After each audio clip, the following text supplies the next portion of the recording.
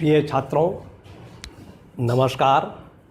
आज हम आपके लिए कक्षा 11 की गणित की NCERT की हिंदी संस्करण की पाठ्य पुस्तक से लिया गया एक प्रश्न समझा रहे हैं। आज का प्रश्न विविध प्रश्नावली 2 का तीसरा प्रश्न है, जो पेज नंबर 52 पर है। क्लियर? तो आज का प्रश्न जो है हमारा वह फलन चैप्टर से लिया गया है। आज का हमारा प्रश्न है फलन x² प्लस 2x प्लस 1 बटे x² माइनस 8x प्लस 12 का प्रांत ज्ञात कीजिए। आपको एक फलन दिया हुआ है।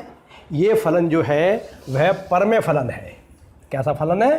परमेय।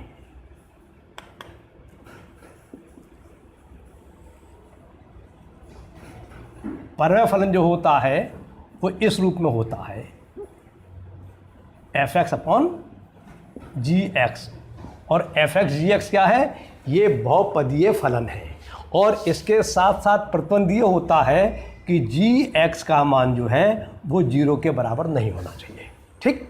तो जब हमें किसी फलन का प्रांत ज्ञात करना होता है तो हम ये प्रयास करते हैं कि वास्तविक संख्याओं में से उन संख्याओं को हटा दिया जाए जिसके कारण हमारा फलन जो है परिभाषित नहीं है, या जिन जिन संख्याओं पर हमारा फलन जो है वह अपरिभाषित हो रहा है। तो ये चूंकि बहुपद बटे बहुपद का रूप का फलन है, परमेय फलन है, इसलिए ये फलन हमारा तब अपरिभाषित हो जाएगा जब gx बराबर 0 होगा।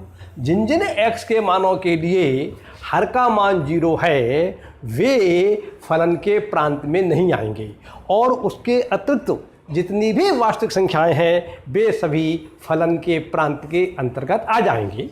तो हमने लिखा दिए गए फलन का प्रांत ऐसी सभी वास्तविक संख्याओं का समुच्चय है जिनके लिए फलन परिभाषित है।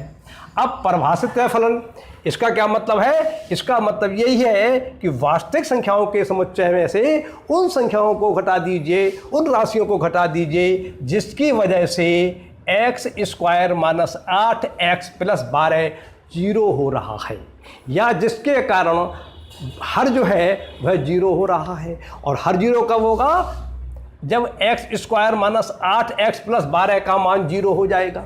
जिन जिन राशियों के लिए x² माइनस 8x प्लस 12 का मान 0 होगा उन राशियों के लिए फलन जो है वह हमारा अपरिभाषित हो जाएगा, परिभाषित नहीं रहेगा। तो अब हम सबसे पहले क्या लिखेंगे? प्रांत r बराबर हो गया माइनस सेट x, जहाँ x ऐसी संख्याएं हैं जो x² माइनस 8x प्लस 12 को 0 बना रही हैं।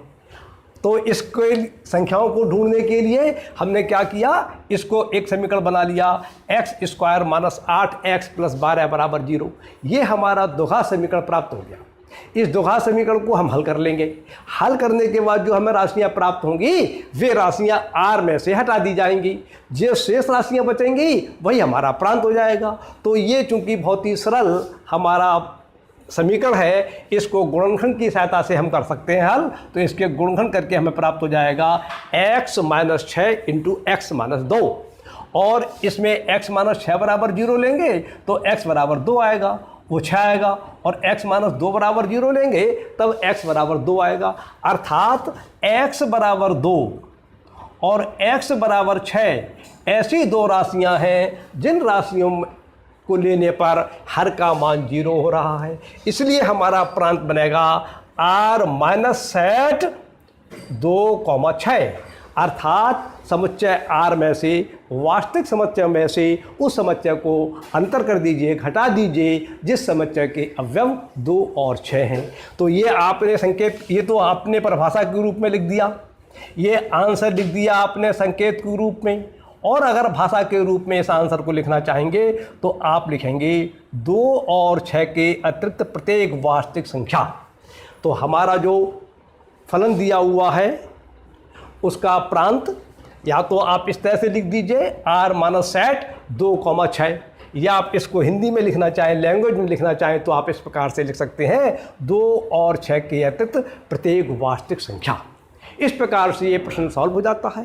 आप प्रश्नों को सॉल्व करने से पहले संबंधित परिभाषाएं, संबंधित नियमों की जानकारी भली प्रकार से कर लीजिए, जिससे आपको प्रश्न आसानी से समझ में आएगा। आज का प्रश्न पूरा होता है, मैं अपनी बात को यहीं समाप्त करता हूँ। नमस्कार, धन्यवाद।